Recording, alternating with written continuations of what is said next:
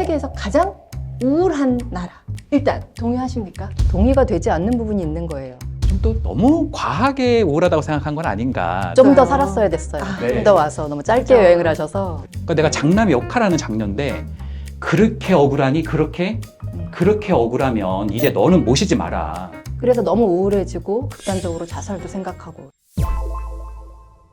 상담심리 전문가와 함께 우리 사회 여러 이슈들을 참견해보는 고품격 심리 토크쇼 상담의 참견.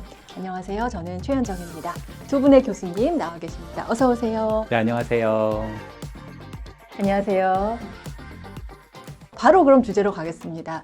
최근에 상담 쪽에서도 꽤 이슈가 됐던 것 같아요. 미국의 베스트셀러 작가인 마크 맨슨이라는 사람이 자신의 유튜브 채널에서 우리나라를 소개하면서 했던 표현이 우리나라에서도 무척 화제가 됐어요. 세계에서 가장 우울한 나라. 일단 동의하십니까? 사실 저는 뭐 다른 나라를 많이 안 가봐가지고 이 정도면 그냥 행복하지 않을까 생각했는데 그 정도까지인지는 사실 몰랐던 것 같아요. 그분이 사실 우리나라에 번역된 책도 많잖아요. 꽤 통찰력도 있으신 분인데 우리나라 분이 아니시니까 저렇게 또 정확하게 진단을 하나? 굉장히 어떤 면에서는 오싹하기도 하고 좀 또 너무 과하게 우울하다고 생각한 건 아닌가 또 그런 마음이 들기도 하고 여러 복합적인 마음들이 있었습니다. 하 교수님은 어떠셨어요? 저 역시 우울하다는 거는 동의합니다. 실제로 전 청소년 상담을 많이 하는데 청소년들이 정말 많이 우울해요. 요즘에 자살자도 많아지고 옛날에 비해서 우리 청소년이나 성인이나 우울한 건 맞다. 그래서 어느 정도는 동의하는데 그분이 말한 좀 전체적인 모든 맥락을 동의하는 건 아닙니다. 근데 이 마크 맨슨이라는 작가가 가장 우울한 나라라고 표현한 이제 근거를 설명할 때 이런 얘기를 하더라고요. 우리나라의 그 뿌리 깊은 유교주의, 거기에 더해진 돈으로 서열화되는 이런 구조, 이런 것들이 복합적으로 작용을 해서 전체적으로 우울한 사람이 너무나 많아지는 거다. 이런 식으로 분석을 했던 것 같은데 어떤 부분은 동의할 수 있고 어떤 부분은 좀 과하다고 생각하는지 이야기를 좀 나눠봐도 좋을 것 같습니다. 제가 OECD 국가에서 한 그 통계를 보니까 우리나라가 그 자살하는 사람의 숫자가 OECD 국가 중에서 1위라는 얘기를 들었는데 평균의 숫자의 2배를 넘는다 하더라고요. 그러니까 이게 그냥 어느 정도가 있는 게 아니라 굉장히 높은 수준의 이 자살률이더라고요. 그런 수치로만 본다면은 사실 이 수식어가 과장이라고 할 수만도 없다는 생각은 들어요. 그러니까 자본주의라고 하는 거에는 장점과 단점이 있다는 거예요. 근데 이제 장점이라는 게 뭐냐면 개인주의, 또 자신의 어떤 주체성 이런 게 자본주의의 어떤 꽃이고 그런 부분이 장점이자 단점은 이제 너무 물질 중심주의가 되는 거. 근데 이 한국 사회는 이 자본주의의 장점은 유교 사회라는 게 갉아먹고 그러니까 자신의 주체성을 내가 주장하지 못하고 항상 집단 안에 속해야 되고 내 주장을 하면 뭔가 안 될 것 같고 그런 좀 집단주의 문화가 굉장히 사고를 좀 우리 사회를 좀 규정하고 있고 물질 중심적인 어떤 세계관 또 물질을 굉장히 좀 추구하는 요소들 이런 요소들이 두 개가 섞여 있게 되면서 어떤 우리 사회가 좀 우울하다고 이렇게 진단을 하셨는데 저는 아주 날카로운 지적이라고 생각합니다. 하 교수님은 어떻게 보셨어요? 그분이 설명하시는 행복의 기준에 대한 그 설명에서는 한참 생각해 보게 됐어요. 왜냐면 그분이 말씀하길 이제 미국인들은 행복의 기준이 첫 번째가 건강, 그 다음에 대인관계, 그 다음에 경제적인 안정 그렇게 말한 것 같고 한국은 경제적인 안정이 1순위다 이렇게 설명을 하더라고요. 그래서 그렇게 말한 게 이게 물질 만능주의고 인간의 고유한 가치는 많이 무시한 게 아닌가 이렇게 설명을 하는 걸 봤어요. 그래서 저는 얼핏 들었을 때는 그런가 보다 하고 봤다가 곰곰이 생각해 보니까 동의가 되지 않는 부분이 있는 거예요. 한국 사람들이 말하는 경제적인 안녕이 어떻게 보면은 안정감이라고 생각을 합니다. 그리고 저희 부모님 세대를 한번 떠올려 봤어요. 저희 부모님 세대 80대, 70대 아니면 조금 이르게 뭐 60대, 70대, 80대, 90대 보면 6.25를 겪으신 분이에요. 6.25, 그 경제적인 불안정, 엄청나게 혼란스러운 경험. 그분들이 아마 그 경험을 하면서 항상 생각한 게 안정감의 부재, 그리고 안전에 대한 욕구도 얼마나 컸을까. 그래서 그분들이 항상 자녀들한테 가장 주고 싶었던 게 뭘까. 밥 안 굶기는 거, 그리고 경제적인 걱정, 먹고 사는 걱정 없이 잘 지내게 해주는 거 그런 것들이 머리부터 발끝까지 철저하게 무장된 채 살아왔을 거라고요, 그분들이. 그래서 그분들의 가정을 사랑하는, 가족을 사랑하는 잣대가 경제적인 안정이 아닐까 저는 그렇게 생각하고 그래서 저는 한국인들이 생각하는 경제적인 안정이 가족에 대한 사랑, 그다음에 책임감의 네. 연장이 아닐까. 네.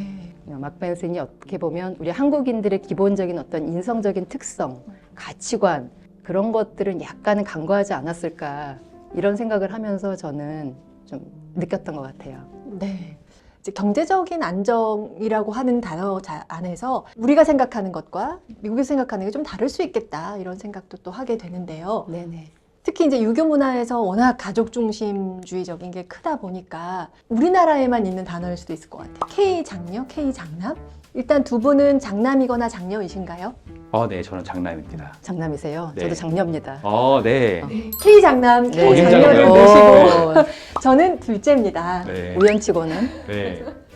K 장녀, K 장남 이것들이 이제 가족 중심이다 보니까 책임감, 무게, 스트레스도 상당하기에 우리가 전체적으로 우울해지는 것과 연결이 된다. 이런 주장들도 하시더라고요. 이에 대해서는 어떻게 생각하세요? 가족을 위한다라는 거, 내가 인간 관계를 굉장히 중시한다라는 거, 이게 꼭 긍정적인 부분만 있는 것 같지 않아요. 지금 방금 말씀하셨듯이 K 장녀, K 장남, 뭔가 이렇게 수출해야 될 것 같은 이런 느낌이지만 사실 이런 것들이 유교문화하고 좀 결부되어 있잖아요. 그렇죠. 완전 내수용이죠, 우리. 그렇죠. 너무나 좀 그러세요. 과한 것들을 많이 부여하고 있고 또 여기 안에서 여러 가지 우리 사회 안에 있는 그늘들이 좀 많이 있고 예를 들어서 우리 아이가 좀 성공했으면 좋겠고 나처럼 이렇게 밥 굽는 일 없었으면 좋겠다. 그런 토대의 어떤 염려가 자칫 잘못했다가는 너무나 많은 좀 학업이라든지 스트레스를 막 부여하게 되고 그런 부분들이 우리 사회에 좀 전반적으로 깔려 있는 것이 있지 않나. 저희 언니가 장녀인데 저희 언니를 보면서 제가 그런 얘기를 한 적이 있어요. 왜 그걸 지금 그렇게 먼저 생각해? 부모님이 연세가 몇 살이 되면 그땐 혹시 내가 모셔야 될까? 뭐 아니면 노후 준비는 얼마큼 되어 있으실까? 이런 고민을 하더라고요. 근데 저는 단 한 번도 그런 생각을 해본 적이 없는 거예요. 엄마 아빠는 엄마 아빠가 알아서 하시겠지 라고 저는 아주 단순하게 선을 그었더라고요. 부모님의 노후나 이런 것에 대한 압박은 어느 정도 느끼시는지 궁금합니다. 저는 제가 좀 어느 정도 이제 돕고 좀 돌봐야 된다라는 생각을 가지고 있죠, 사실. 근데 제가 이런 생각을 하고 있다가 어떤 통계를 보니까 예전에만 해도 부모님을 모셔야 된다, 내가 우리 가족이 모셔야 된다라고 생각했던 분이 정확치는 않은데 아마 10명 중에 9분 정도 됐다고 해요. 1998년인가 그때만 해도. 상당히 높네요. 네, 근데 지금은 그 두세 명 정도라 하더라고요. 그러니까 그러니까 2019년인가 2020년인가 보니까 그럼 한 뭐 10년, 20년 사이에 비율이 아주 그렇죠. 낮아진 확 거네요. 줄어진 거죠. 네. 근데 제가 학생들한테 한번 물어봤어요. 손 한번 올려봐라. 부모님을 한번 모셔야 된다고 생각하시는 분 계시면. 그랬더니 거기서 굉장히 많은 사람이 있었거든요. 딱 한 분만 손을 드시는 거예요. 그래서 이게 아니 어떻게 한 분 빼고는 아무도 손 안 들지? 그래서 너무너무 이게 좀 신기하기도 하고 좀 충격이기도 하고. 네. 그렇다면 그분이- 대학생들이었나요? 그 대학생이죠. 대학생들이 네. 몇 명 가운데 한 명이 손든 80명이 넘었어요. 80명 네. 중에 한 명이 손을 네. 든다고요? 그래서 제가 그분한테 물어봤어요. 아니 이게 어떻게 그런 귀한 마음을 가지게 됐는가. 그렇게 얘기는 안 했지만 어떤 네. 측면에서 그렇게 좀 들게 됐는가. 너무 소중해서 사실은. 그랬더니 그 학생이 그러더라고요. 잘못 눌렀다고. 아. 영명이었다는 거. 그래서 야. 이거를 보고 계신 혹시 어머니 아버님께서 계시다면 그냥 내 인생은 내가 잘 보담아야 된다. 그런 부분도 말씀드립니다. 저도 조금 충격을 받기는 했습니다. 네. 그러니까 현재 20대는 이제 우리와는 좀 생각이 많이 다르구나라는 네. 걸 또 새삼 확인할 수 있었고요. K 장녀로서는 네. 네. 저도 기회 되면 부모님을 모실 수 있습니다. 예, 근데 항상 이렇게 기회 되면이라는 가로가 이렇게 붙는 걸로 봐서 무조건 모시겠다 이런 입장은 아닌 것 같고요. 예. 또 다른 통계를 보니까 이런 게 있어요. 그 MZ 세대들이 실제로 내가 첫 월급 받으면 뭘 해보고 싶냐 그런 통계가 있었어요. 그랬더니 2위가 나를 위한 플렉스, 그러니까 나를 뽐내는 어떤 활동들 뭐 이런 게 2위더라고요. 그럼 1위가 뭐냐? 대망의 1위가 부모님한테 내가 용돈 주는 거, 부모님께 선물 주는 거, 그게 1위로 뽑혔더라고요. 받아보고 싶다. 이걸 보고 계신 이제 자녀분께서는 아마 네. 그래서 사실 이게 무엇을 뜻하냐면 그런 것 같아요. 지금까지 우리 사회가 계속 진보되고 사실 경제적으로 더 윤택됐잖아요. 그러니까 우리 사회가 처음으로 겪는 부모 세대보다 더 가난한 세대라는 거예요. 그러니까 내가 부모님을 모실 거란 생각을 못 하는 거죠.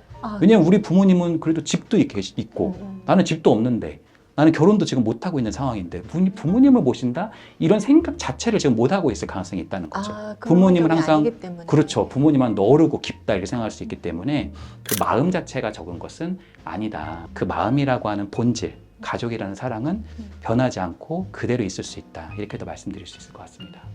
이거는 그냥 정말 우리가 쭉 유지되는 전통인 것 같아요. 네. 80년 전엔 빨간 내복이었다 한다면 지금은 뭐 엄마 아빠 좋아하시는 뭐 새 핸드폰 네. 뭐가 됐든 간에 사랑 고마움의 그 에키스는 네. 핵심은 건재하다. 그것도 확인하게 되네요. 사실 그 말씀하시니까 아까 그 작가님 있잖아요. 그분이 그걸 못 본 거 아닌가. 한국인의 어떤 정. 겉으로는 잘 못 볼 수 있어요. 좀 더 살았어야 됐어요. 네. 좀 더 와서 너무 짧게 네. 여행을 하셔서 네. 좀 더 머물렀다면 길게 여행하셨으면. 그걸 봤을 텐데 네. 그런 생각도 또 하게 됩니다. 네. 근데 저는 사실 궁금한 게 이제 K 장남, K 장녀잖아요. 네. 근데 교수님께서는 이제 K 장녀와 장남 중에서 어떤 분이 더 힘들다 혹시 그런 게 있으신지 궁금합니다. 그냥 장녀가 더 힘들다고 말하고 싶지만 네. 내담자들을 이렇게 만나보면 네. 남녀를 떠나서 좀 더 과도하게 책임감을 지각하는 분들이 더 힘들다고 생각을 해요. 책임감이 강한 책임감이 사람. 강하게. 네. 근데 제가 만나본 분들은 대부분 여자였긴 해요.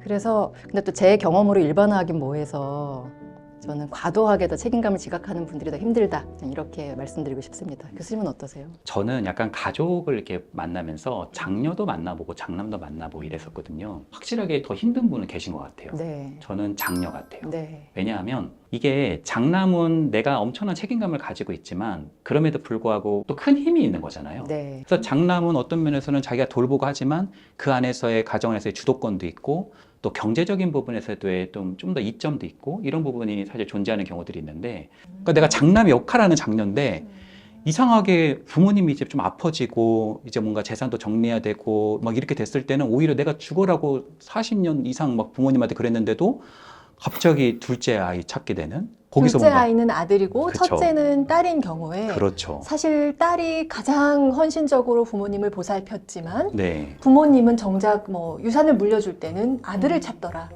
그런 경우 사실 사연에 많습니다. 엄청나게 엄청나게 많고 많죠. 그동안에 막 쌓인 게 많아가지고 내가 이제 어머니한테 뭔가 얘기를 하니까 이러는 거예요. 그렇게 억울하니? 그렇게 억울하면 이제 너는 모시지 마라. 그러면서 이제 뭐 예를 들어서 아이가 이제 둘째 아이가 이제 현수면 현수가 뭐 이런 얘기 하더라. 그럼 완전히 속이 뒤집어지는 거죠. 도대체 저게 뭔가 완전히 허무해지고 이 안에서 그러니까 큰 책임은 있었지만 그 안에 있었던 어떠한 어떤 인정이라는 수용을 못 받을 때 네. 그런 부분이 우리 사회에 아직도 잔존하고 있는 것 같습니다. 사실 저도 많이 그런 장녀를 너무 많이 만나서 아. K 장녀가 더 힘들다라고 말하고 싶지만 흔히 볼 수 있는 K 장남들은 대부분 어머니랑 많이 가까우신 것 같아요.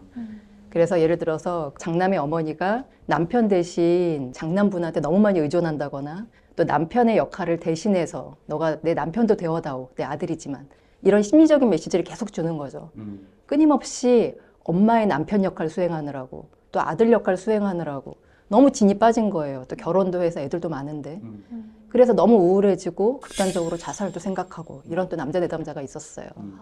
이렇게 여러 가지 다중적인 역할을 정말 과도하게 수행하는 남자분들도 정말 충분히 힘들다 이런 생각을 해봅니다. 사실 교수님 저희가 예상을 못했던 게 이제 장남 장녀시잖아요. 네. 그러니까 우리가 누가 더 힘드냐 이런 배틀이 일어날 줄 알았는데 이게 서로가 더 힘들다라고 네. 하셔서 서로를 배려하는 마음, 굉장히 이해하는 마음으로. 예상치 못한 시나리오로 네. 근데 이제 말씀하신 것들이 다 정말 동의가 되고 수긍이 되는 지점들이 있습니다. 우리의 뿌리 깊은 가족주의가 그냥 우리 원래 이렇게들 조상들부터 살았어가 아니라 어떤 정도로 조금 정리를 해가는 게 좋을지. 그러니까 자기를 먼저 챙기는 거의 중요성이죠. 항상 나보다는 남, 또 가족, 엄마, 아빠 이런 것들 생각해 보면서 나를 계속 놓치니까 결국은 우린 내적으로 의식적, 무의식적으로 그런 억울함, 분노가 알게 모르게 쌓이는 거거든요. 네. 우리도 인간이니까요. 우리도 받고 싶고 사랑받고 싶은데 사실은 그런 것들을 저 어디론가 밀어놓고 계속 인정받으려고 우리는 계속 끊임없이 맞추는 거잖아요. 과도하게 희생을 하는 게 세대 간의 대물림이 되는 것 같아요. 보니까 때로는. 만약에 자식 입장에서 부모님이 항상 희생하고 잘하고 그러면서 힘든 표정으로 내가 진짜 니네 때문에 이렇게까지 고생한다 하는 거를 그런 부모님의 희생, 정성을 보면서 항상 마음속 어딘가는 부담을 느낄 것 같아요. 계속. 그러면서 항상 생각하겠죠. 나도 이제 크면 엄마한테 효도해야지. 나도 크면 엄마 고생 안 하게 좀 잘해줘야지. 이러면서 점점 책임감을 가질 거고 그런 아이들이 과도하게 또 책임감을 지닌 성인으로 성장하지 않겠어요. 그게 또 우리 K 장녀, K 장남을 계속 이렇게 낳게 한다라는 그런 순환의 논리가 아닐까라고 지금 얘기 들으면서 생각이 듭니다. 그렇다면 우리가 이 적정선을 찾아가는 게 참 중요할 것 같은데, 네, 혹시 뭐 구체적으로 그런 거를 조금 챙길 수 있는 지침이 있을까요? 사실 그 말씀하시니까 우리 어머니가 떠오르는데요. 우리 어머니가 저한테 항상 노른자를 주시고 본인은 흰자를 드시는 거예요. 그 계란 삶은 흰자와 노른자를 이렇게 분리할 수 있잖아요. 제가 학교에서 이제 뭔가 수업을 듣는데 선생님이 그러시더라고요. 그 영양분이 가득한 노른자는 자식을 주고 자기는 그 흰자를 먹는 어떤 사람의 삶의 이야기를 막 들려주더라고요. 그래서 눈물이 막 앞을 가리더라고요. 그래서 제가 엄마를 얼른 찾아가가지고 네. 엄마 지금까지 노른자가 얼마나 먹고 싶었는데 그걸 다 참으면서 나를 준 거냐고 이렇게 여쭤봤어요. 그랬더니 우리 어머니가 되게 황당하다는 눈으로 난 원래 노른자 안 먹어 그런 얘기를 하더라고요. 저 이게 진짜 건강한 것 같아요. 네. 정말 건강한. 근데 제가 그 모습이죠. 순간에 네. 어머니가 얼마나 건강한가. 저는 또 노른자를 안심이 좋아하거든요. 되셨죠. 네, 그리고 전 노른자를 좋아하거든요. 얼마나 좋아요 이게. 정말 완벽한 네. 모자 사이였네요. 네, 노른자 먹고 어머니는 흰자 먹고 이게 완전히 결합이 되잖아요. 사실은 자신을 좀 챙기는 연습, 그리고 자신의 잔이 넘쳐서 타인에게로 갈 수 있다는 거. 자기 속에 불안이 가득하고 자기 속에 우울이 가득한데 어떤 사람에게 사실은 여유로움과 행복감과 기쁨을 주기 쉽겠어요. 그래서 그런 부분들 자신 먼저 챙기는 거 좀 말씀드리고 싶네요. 나를 채우는 방법을 내가 워낙 안 해봐서 잘 모르겠다라고 하는 분이 있다면 어떤 상담도 권해볼 수 있지 않나요? 그렇죠. 상담은 유일한 건 아니지만 가장 강력한 자기 돌봄의 수단입니다. 굉장히 절망 속에 있다 하더라도 우리가 어두워야 별이 보이잖아요. 그런 것처럼 그 안에서의 작은 빛을 볼 수 있는 좋은 토대가 될 수 있다. 이렇게도 말씀드리고 싶네요. 그러고 보면은 이제 내가 나를 잘 모르는 경우도 상당히 많아요. 내가 나를 알기 위한 첫걸음으로 상담을 시도하는 것도 저는 아주 의미가 있을 거라고 생각이 들어요. 오늘 저희가 사실은 K장녀, K장남 누가 더 힘드냐 한번 배틀을 해야 되는 거 아니냐라는 얘기까지도 있었습니다만 각자의 역할 안에서 무게감을 어떻게 느끼느냐에 따라서 여러 케이스들을 지금 함께 논의해 볼 수 있었습니다. 내가 가족을 사랑하고 아끼고 챙기지만 내가 우선이다라는 게 어찌 보면 오늘의 결론인 것 같기도 해요. 네, 아주 중요한 결론이죠. 그게 전제죠. 굉장히 중요한. 네. 근데 그걸 기반으로 한다면 가장 우울한 나라의 오명에서도 좀 벗어날 수 있을까요? 그렇죠. 우리는 특히 관계 중심적인 문화가 같이 있기 때문에 나를 잘 챙기면 그 관계성이 훨씬 더 풍요로워질 거라 생각합니다. 오늘의 컨텐츠가 마음에 드셨다면 한국상담심리학회의 유튜브를 구독, 좋아요. 부탁드립니다.